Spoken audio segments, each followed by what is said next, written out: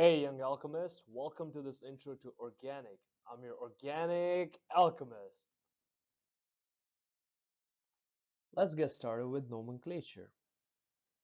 Here is a table, and your carboxylic acid will always have the higher priority when naming it, followed by ester, amide, nitrile, aldehyde, ketone, alcohol, amine, alkene, then alkyne, alkane, ether, and alkyl halide at the end. So the suffix name for carboxylic acid is going to be oic acid, ester is OH, amide, nitrile, aldehyde is going to be butanol, Al, ketone, butanone, alcohol, butanol. If you have a butanamine, right, then butene, butine, and your normal alkane, which is butane. A substituent name. We use that when we have more than one substituent. For example, if we had a carboxylic acid, and let's take an alcohol, then you would name something like this: hydroxybutanoic acid. Since carboxylic acid have a higher priority, it's going to be at the end. I have this link, so please check it out before you get started with this. Now on the right side, we have these two examples. As you can see here, this molecule and this molecule, they are both the same structure, so their name is going to be same, except for one slight difference, and I'll explain in a bit. So first of all, let's look at the substituent with the higher priority. So here we have that carboxylic acid. So let's start naming that from 1 and then find that longest carbon chain. So 1, 2, 3, 4, 5, 6, 7, 8, 9, and 10. Now let's start naming it. So we're going to name it when there are two or more different substituents. They're listed in alphabetical order using the base name, except for alkene and alkyne. So here we have this amino, so it's going to be 10 amino, 8 hydroxy, 3 oxo, dec, 6 en, right? So instead of using ene, we're going to use 6 en because we also have a carboxylic acid. Same thing here, we're going to use 4 yn instead of yne for showing alkyne, and then oic acid. So now let's name this. So 10 amino, 8 hydroxy, 3 oxo, dec, since it's a 10 carbon chain, dec, 6 en, 4 ionic acid. And if the two higher priority substituents are on the same side of the double bond, the configuration of the bond is Z. So this alkyne and this alcohol are on the same side, so it's going to be Z. If they're on the different side, it's going to be E. So the molecule down below is going to be E, but the name will stay the same. Principal energy level N is part of the electron configuration of an element. It is divided into sublevels named with letters S, P, D, F. S is spherical, P is pair of lobes along X, Y, and Z axis, D is dumbbell and or donut, and principal energy levels is equal to its sublevels. When N equals 1, sublevel is S, 1 is 2 SP, 3 SPD, 4 SPDF. Sublevels are divided into orbitals, increasing odd numbers, so S has 1, P has 3, D has 5, and F has 7. Each orbital can contain 2 electrons.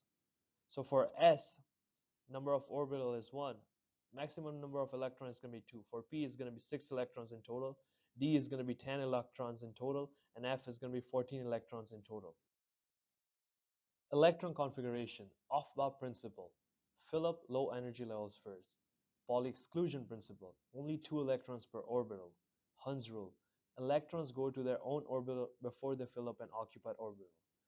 So it goes like this: 1s, 2s, 2p, 3s, 3p, 4s, 3d, 4p, 5s, 4d, 5p, 6s, and so on. Let's apply what we learned. Carbon has a total of 6 electrons. But we care about valence electrons, which are 4 electrons, which are in the outer shell of the atom. Following Aufbau principle, Pauli exclusion principle, and Hund's rule, the ground state of the carbon is shown here. 1s is always going to be full, followed by 2s, and then 2px and 2py. When it's in its excited state, we're going to remove one electron from 2s and we're going to put it in 2pz. This is excited state. Now, before we move on to hybridization energy diagrams, let's understand orbital hybridization, a concept of mixing atomic orbitals to form new hybrid orbitals suitable for the pairing of electrons to form chemical bonds in valence bond theory. sp hybridization correlates to a linear geometry.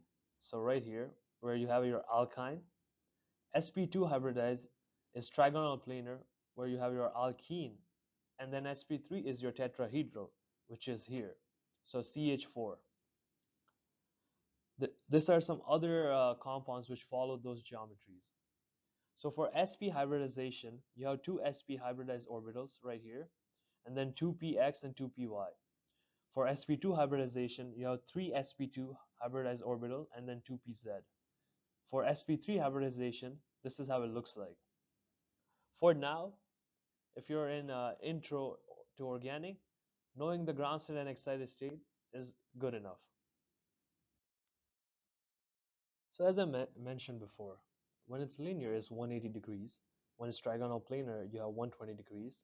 When it's bent or angular, we have less than 120 degrees. Tetrahedral is 109 degrees. Trigonal pyramid is less than 109 degrees. And bent or angular is less than 109 degrees. So when it's sp3, the total hybridized orbital is 4, and unhybridized p is going to be 0. sp2, 3 hybridized orbitals, and unhybridized is going to be 1. For sp, it's going to be 2 and 2. For sp3, you have tetrahedral. Example is methane. For sp2, you have borane, trigonal planar. For sp, linear molecule, you have this BeCl2, which is 180 degrees. Let's talk about formal charge. The equation of that is valence, number of valence electrons minus number of non-bonding electrons minus 1 over 2 times number of bonding electrons. The amount of electrons in a specific atom when the molecule shares electrons equally only applies to covalent molecules. Here you have NO3. So what is the formal charge of N? Even if before we try calculating the formal charge, you know that NH3 is neutral. Whenever that nitrogen forms that fourth bond, that's when it becomes positively charged. So now let's calculate. So N is sharing 4 bonds, so it's going to have number of bonding electrons 8. So 8 divided by 2 is going to give you 4. So number of non-bonding electrons, it doesn't have any lone pair, so it's going to be 0. Its valence electrons is going to be 5. So 5 minus 4 is going to give you plus 1. Now let's look at this one. What is the formal charge of carbon? So carbon, number of valence electrons is going to be 4. Number of non-bonding electrons here, it has that lone pair, so it's going to be 2. So 4 minus 2. And then number of bonding electrons, it has 3 bonds, so 6, right? So 6 divided by 2 is going to be 3. So total formal charge is going to be -1, which is negatively charged. And this is a cyanide. Rules for estimating stability of resonance structures. First one is the resonance form in which all atoms have complete valence shell is the most stable. The greater the number of covalent bonds, the greater the stability, since more atoms will have complete octets. The structure with the least number of formal charges is most stable. The structure with the least separation of formal charges is most stable. A structure with a negative charge on the more electronegative atom will be more stable. Positive charges on the last electronegative atom, most electropositive, is more stable. Resonant forms that are equivalent have no difference in stability and contribute equally. For example, benzene. Now let's look at this. We have an example here which is A, B, and C. Right off the back, we know that A is going to be more stable. Because this pi bond involves 2 carbon atoms, there's no difference in electronegativity between them, and so breaking this bond produces insignificant resonance structure, and that's true. So when you push those electrons and break this pi bond, the carbonyl, so that carbon is going to be electropositive and that oxygen is going to be electronegative. But now this B is going to be more stable than C, because look at the carbocation. This carbocation is tertiary and this is secondary. So we know that tertiary carbocation are more stable than secondary.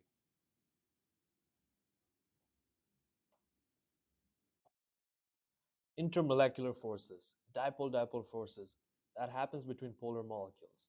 Hydrogen bonding happens between H of one polar molecule and O and F of another polar molecule. Ion dipole forces happens between ions and molecules. London dispersion forces happen between nonpolar molecules. Applying Kant-Ingold preload rules to determine R or S on a chiral center. So first thing is rank atoms attached to chiral center according to atomic number. So bromine is number 1, followed by chlorine, then carbon, and then hydrogen.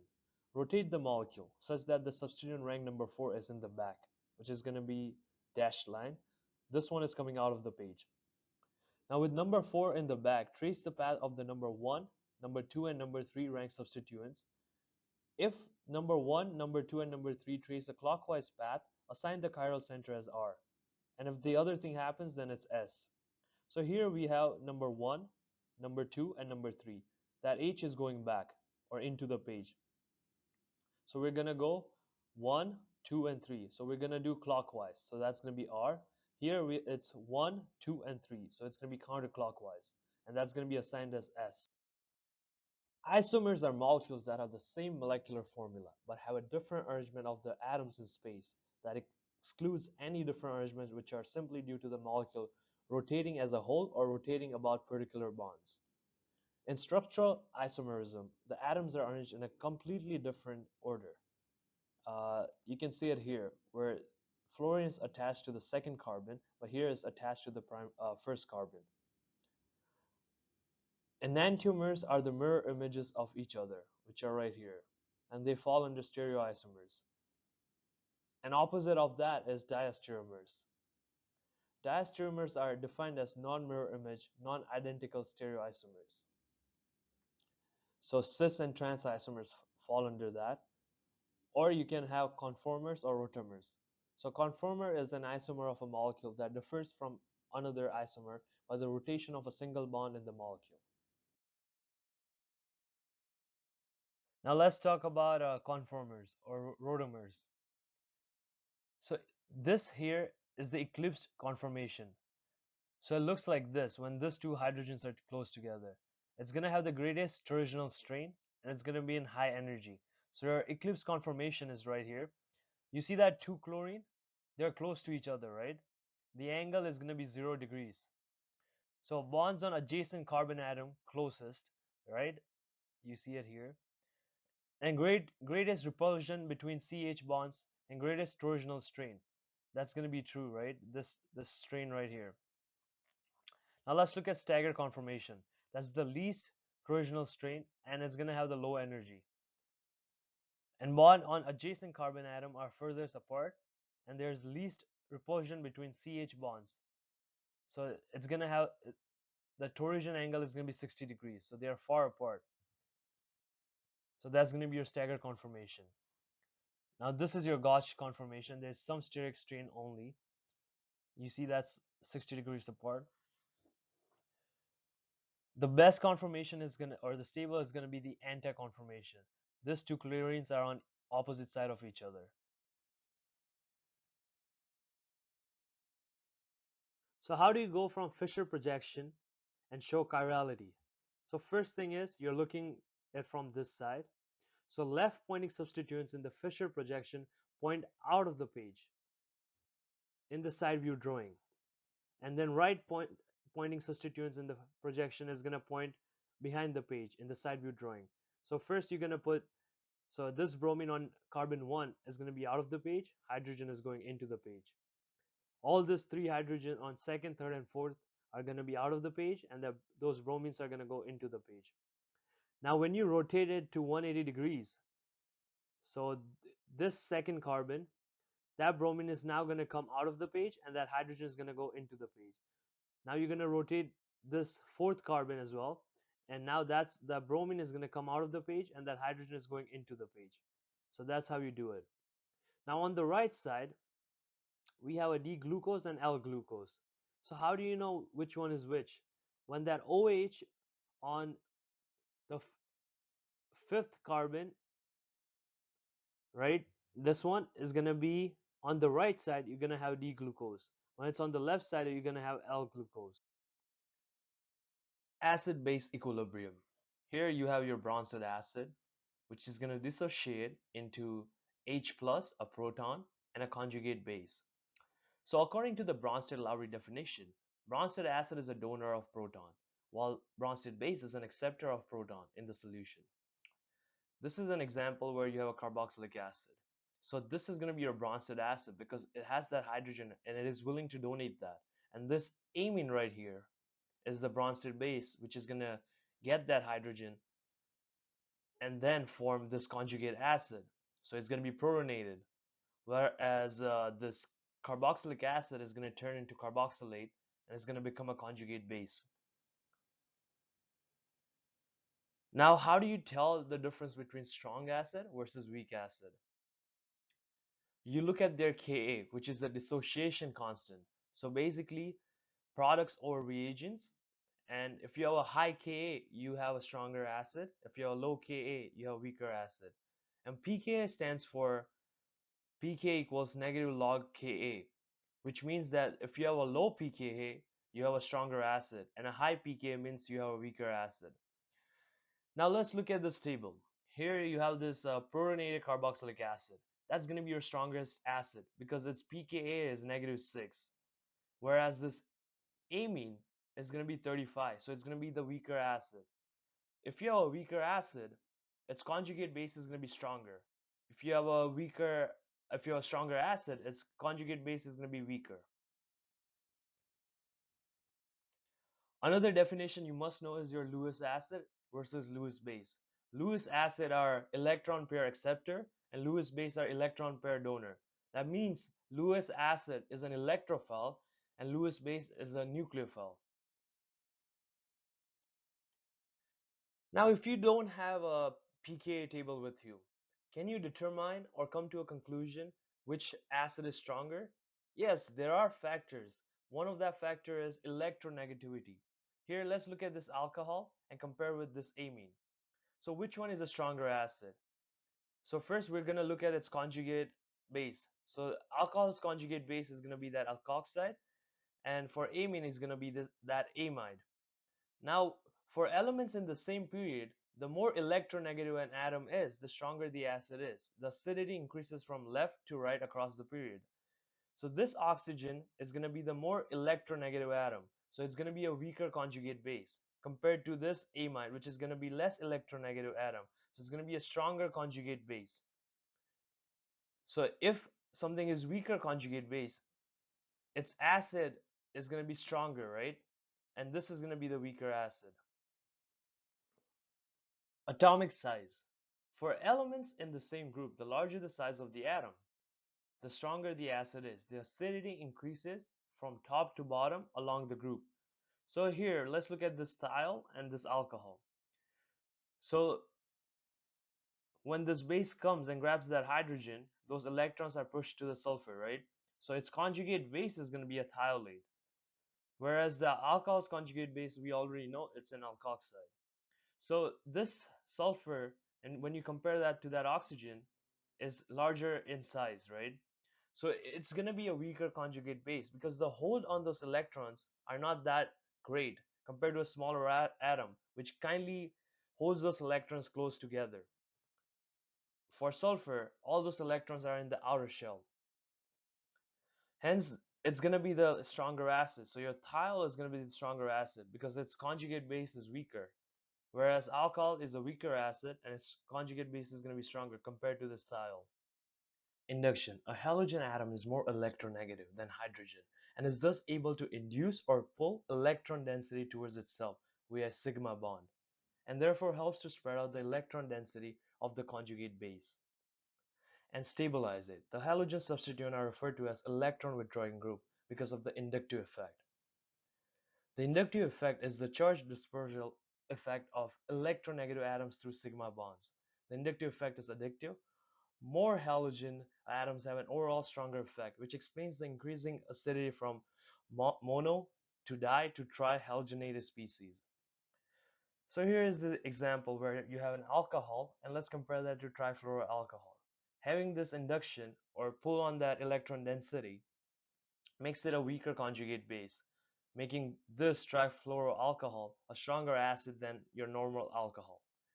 Now here we have we have a carboxylate, and the electron withdrawing group on this is trichloro, which is going to be more inductive, right?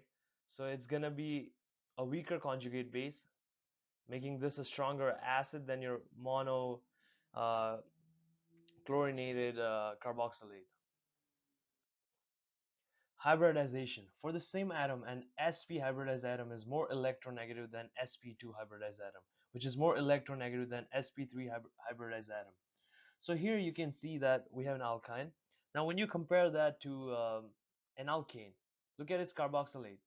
It's a negatively charged carbon in sp, which means it's going to be a weaker conjugate base compared to this one, which is in its sp3, and it's going to be a stronger conjugate base. So if this is a weaker conjugate base, your alkyne is going to be the stronger acid, and your alkane is going to be the weaker acid. Charge delocalization. Now let's compare an alcohol versus carboxylic acid, which is a stronger acid and which is a weaker acid. By now we should know that your carboxylic acid is stronger because we remember the pKa, right? But even if you don't, look at its uh, conjugate base. It's a carboxylate compared to an alkoxide. This alkoxide cannot go under a resonance, or it cannot share its electron, right? But if you look at this carboxylate, it can that pi bond can break, and you can have that resonance structure. So it's able to delocalize its charges over two oxygen. That means it's going to be a weaker conjugate base, and making this carboxylic acid a stronger acid. Now let's look at this ketone and compare this with 1,3-diketone. So your 1,3-diketone, its conjugate base can share that electron density over two oxygen, right? You can see it here. Whereas your ketone is only able to go from a carbanion to an enolate. Here it can go carbanion and then two more resonance, which makes this a stronger acid. Alright, let's talk about stability of carbocations. Your tertiary is going to be the most stable carbocation, followed by secondary, primary, and then your methyl. So adjacent carbon-carbon pi bonds stabilize carbocations. Why? It's through resonance. So this bond right here can break, and this carbocation can come here, right? And it goes through a resonance hybrid. Now let's compare these examples. This one is more stable than this primary carbocation. Why? Because this carbocation, right, can come here. So this bond can break. So it's going to push its electron and form this double bond. And you're going to get that carbocation here. So it's going to be a secondary carbocation, which means it's going to be more stable. Same thing here. This can go through here, form a tertiary carbocation. Here you have that benzene ring. So this from primary carbocation, it can become a secondary carbocation. But here you cannot do that. Here you have two pi bonds. So the effect is additive, right? And it's gonna be more stable than just having a one alkene bond. Let's look at third factor. So carbocations are stabilized by adjacent atom bearing lone pairs. So you have here a nitrogen, which is going to be more stable than here because it can form that double bond, making this carbocation vanish, and that amine is going to be protonated. Same thing here, that oxygen can do the same thing. Your chlorine atom can also do the same thing. And here is the resonance form of all those. Requirements for aromaticity. In order for a molecule to be aromatic, it must fulfill four conditions. It must be cyclic. So this benzene ring is cyclic. There must be conjugation all the way around the ring. You can see it here. Every atom in the ring must be able to participate in pi bonding. The number of pi electrons must be 2, 6, 10, 14, 18, known as Huckel's rule, or any high number in that series, which is often abbreviated 4n plus 2. So 2 pi electrons, right?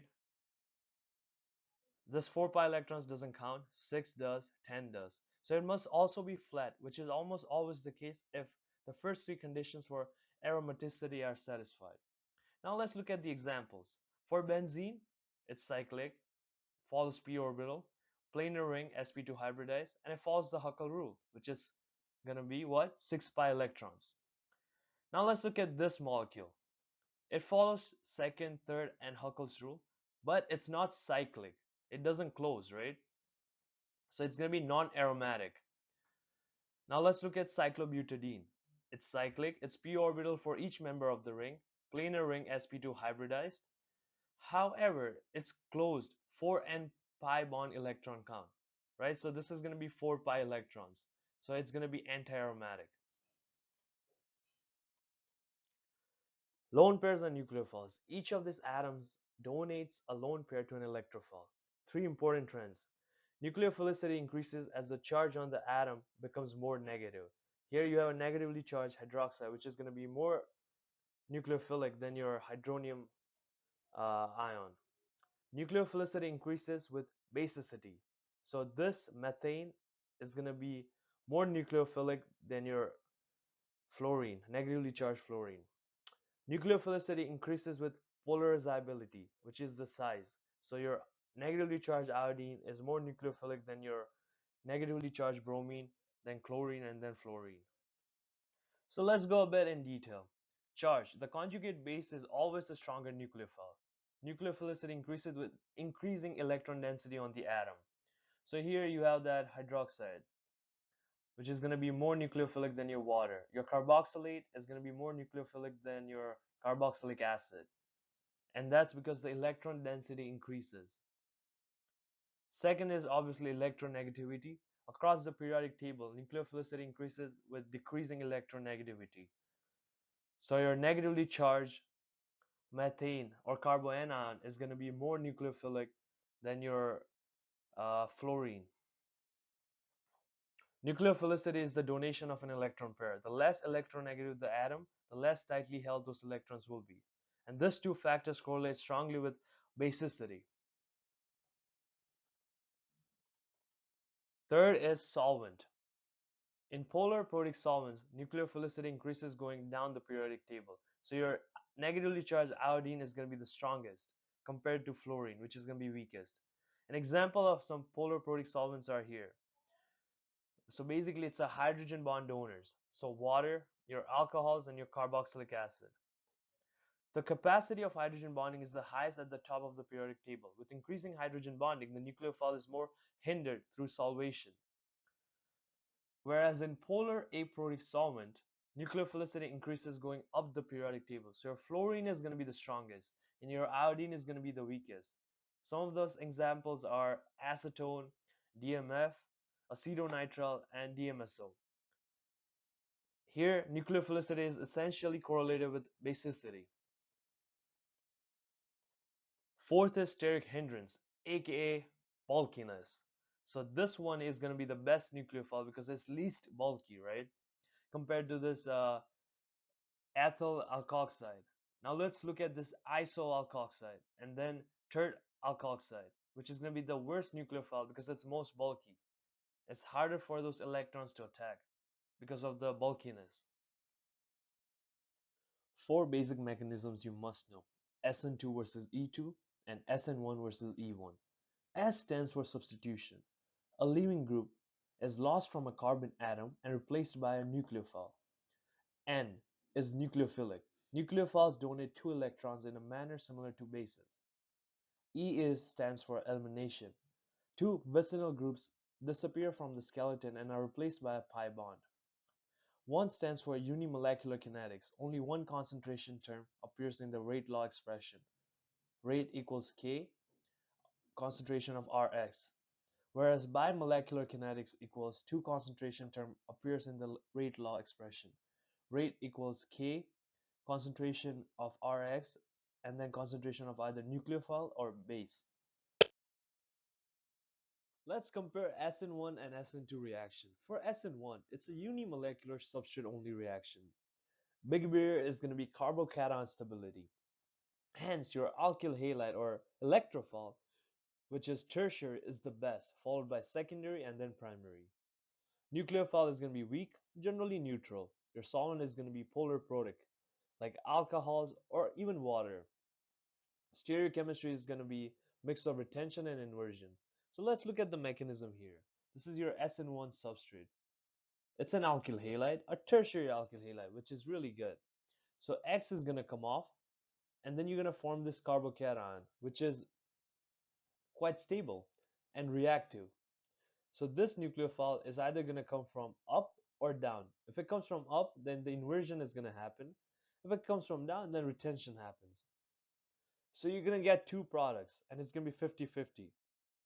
When we say inversion, we're talking about the configuration. So if this was R configuration, when we say inversion, you're going to get an S product. If we say it's going to be S, then your product is going to be R. When we say retention, if this is R, your product is R. If it's S configuration, it's going to be S configuration. For SN2, it's going to be bimolecular, so substrate and nucleophile. There's going to be a steric hindrance. Your alkyl halide is going to be primary, which is the best, followed by secondary and then tertiary. Nucleophile is going to be strong, generally bearing a negative charge. Solvent is going to be polar aprotic like DMSO, acetone. And its stereochemistry is going to be inversion only. I know this is a tertiary alkyl halide. Let's just say that that nucleophile is a negatively charged and a strong nucleophile. And your solvent you're using is going to be DMSO, which makes this reaction proceed in SN2 manner. So a nucleophile comes in and then X leaves. When it's a tertiary alkyl halide, having that three substituents on the carbon makes that nucleophile harder to reach. But in this case, it happens. So this is the transition state, and you're only going to get that inversion product. So that nucleophile, if this is R configuration, is going to be S. If it's S, your product is going to be R. Let's compare E1 and E2 mechanisms. E1 is a unimolecular and depends on concentration of substrate. Big beer is going to be formation of carbocation. Tertiary is the best, followed by secondary and then primary. It does not require a strong base, and the stereochemistry has no requirement. So for E1 mechanism, step 1 is going to be the loss of leaving group. Here the bromine leaves, forming a tertiary carbocation. Now your base is going to come in and it's going to deprotonate that hydrogen, forming that double bond. So this is the mechanism. There is no stereochemistry here. For E2 mechanism, it's going to be bimolecular, depends on concentration of both substrate and base. Big barrier is none, and it requires a strong base? Yes. And leaving group must be anti to hydrogen removed. So the E2 mechanism, here you have a sodium ethoxide, a strong base. It's going to come in and grab that hydrogen, and that leaving group is anti to that hydrogen removed. Right? This hydrogen is here, this bromine is here. So they are 180 degrees anti to each other. So that ethoxide is going to come in, pick up that hydrogen, form that double bond, and then bromine is going to leave. And this is what you're going to form.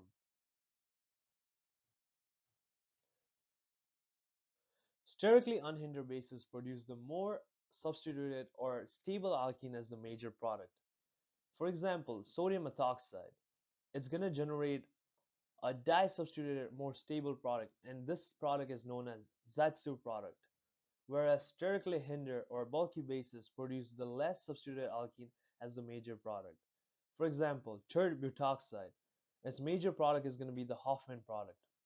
So unhindered bases are ZAITSEV, which include hydroxide, uh, ethoxide, methoxide, whereas the hindered bases are the HOFMANN products, tert butoxide, DBN, DBU.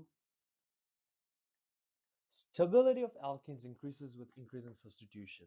Here we have a tetrasubstituted alkene, which is the most stable, followed by trisubstituted, then your disubstituted, which includes cis, trans, or geminal. And then we have this monosubstituted alkene, and the least stable is going to be the unsubstituted alkene. Let's look at addition and oxidative cleavage reaction of alkenes. So here we have this alkene. If you want to get that alcohol on the least substituted alkene, we go through hydroboration, where we use borane, then hydrogen peroxide, and sodium hydroxide. For substituting this hydroxy group onto the most substituted side, then we use either two methods, either oxymercuration, which involves water, mercury acetate, then sodium borohydride, or water and hydrosulfuric acid, which is hydration. You can turn this alkene into alkanes using palladium on carbon and H2, which is hydrogenation. You can make that vicinal diols using dihydroxylation using osmium tetraoxide here. You can make that into cyclopropanes using dichlorocyclopropanation, which includes this conditions. You can make it an epoxide using epoxidation, which includes MCPBA, halohydrins, then vicinal dihalides, alkyl halides, and ozonolysis, making this alkene into ketones, aldehydes, or carboxylic acid via oxidative cleavage. So O3, then zinc and H+. You can also make that ether using oxymercuration. Alright, let's look at the formation of alkyl halides from alkenes. Here we have a terminal alkene. On the left side is the most substituted carbon. On the right side is the least substituted carbon. When we add an acid to it, you're going to form alkyl halide. So the major product formed is one where chlorine adds to the most substituted carbon. The reason behind this is the Markovnikov's rule, where this alkene is going to grab that hydrogen, chlorine is going to come off, but this carbon can grab that hydrogen or this can grab the hydrogen. If the most substituted carbon grabs the hydrogen, you're going to generate a primary carbocation. If the least substituted carbon grabs the hydrogen, you're going to generate secondary carbocation. So we know by now that secondary carbocation are the most stable one. Hence that chlorine is going to come and attack and form this as the major product, where the most substituted carbon is going to get that chlorine atom. Now let's look at what happens when that acid is paired with peroxides in the presence of heat or light. So the alkene is now going to follow anti-Markovnikov's rule, and it's going to get two products, anti or and syn. So when this hydrogen is coming out of the page, you're going to form syn addition. When it's going into the page, you're going to get anti addition. So it does this through radical chain reaction, which have three distinct phases: initiation, propagation, and termination. The initiation phase describes the step that initially creates the radical species. In most cases, this is a homolytic cleavage event and takes place very rarely due to the high energy barriers involved. Often the influence of heat, UV radiation, or metal-containing catalyst is necessary to overcome the energy barrier. The propagation phase describes the chain part of the chain reaction. Once a reactive free radical is generated, it can react with stable molecules to form new free radicals. And these new free radicals go on to generate yet more free radicals, and so on. Propagation steps often involve hydrogen abstraction or addition of the radical to double bonds. So you can see it here. So this one is going to come here and it's going to abstract that hydrogen, forming this. After that, chain termination happens when two free radical species react with each other to form a stable, non-radical adduct. Although this is a very thermodynamically downhill event, it is also very rare due to the low concentration of radical species and the small likelihood of two radicals colliding with one another. So whenever you have the peroxides in the presence of heat or light, the alkene is going to get two products, anti-addition and syn addition. The hydroboration mechanism. Here we have an alkene. It reacts with borane and undergoes syn addition. So this considered transition state is where the CH and Cb bonds are formed on the same side of alkene. And it goes through anti-Markovnikov regioselectivity, where the most favored transition state allows the partially negative hydrogen atom to form a bond with the carbon atom best able to bear a positive charge, which is going to be the most substituted carbon. And the second step is reacting with hydrogen peroxide and sodium hydroxide, which will remove this borane and add this hydroxyl group to the least substituted carbon, hence anti-Markovnikov. Whereas oxymercuration demercuration differs in that sense, where it follows Markovnikov's rule, and the stereochemistry is going to be N-type. So here, the first thing is that alkene is going to react with mercury acetate, forming this mercurium ion. And the water is going to come and attack on the most substituted carbon, freeing that and breaking that bond with mercury acetate. Second step is using sodium borohydride and water to remove that mercury acetate and add hydroxyl to the most substituted carbon, hence following the Markovnikov's rule. When to use the reducing agents and for which molecules. For aldehyde, you can use any of these four. For ketone, same thing. For ester, only lithium aluminum hydride and dibyl H. Same thing with carboxylic acid. For acyl chloride, you can also use sodium borohydride. So how does the reaction work? First step is the addition. So this sodium borohydride is going to release that hydride. So remember, hydride is negatively charged hydrogen.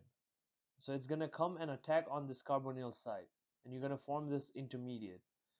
After that is going to be the protonation, where this oxygen is just going to abstract that proton from water or any other polar protic solvent.